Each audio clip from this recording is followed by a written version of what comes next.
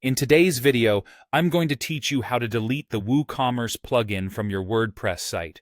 Whether you're migrating to a new platform, cleaning up unused plugins, or dealing with technical issues, knowing how to completely remove WooCommerce can be immensely helpful. So, let's dive right into it. First, you'll want to head over to your WordPress dashboard. This is essentially the control center for your WordPress site, where you can manage your content, themes, settings, and all of your plugins. Once you're there, look for the Plugins section on the left-hand side of the dashboard menu. Clicking on this will take you to a list of all the plugins currently installed on your site, both active and inactive. Next, you'll need to locate the WooCommerce plugin from this list. Your installed plugins are organized alphabetically, which can make it easier to find what you're looking for, especially if you have a lot of plugins installed. Once you spot WooCommerce in the list, take a moment to confirm it's indeed the plugin you want to remove. Before we can delete WooCommerce, we first need to deactivate the plugin. This is a crucial step.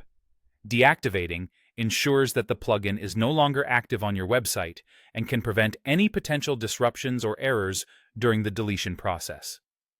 To do this, simply click on the Deactivate link that appears just beneath the WooCommerce plugin name. After clicking, you should see a quick response from WordPress, confirming that the plugin is now deactivated. Now that WooCommerce is safely deactivated, you're ready to delete it.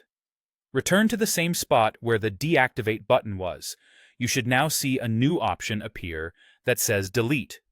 Click on Delete to remove WooCommerce completely from your WordPress site.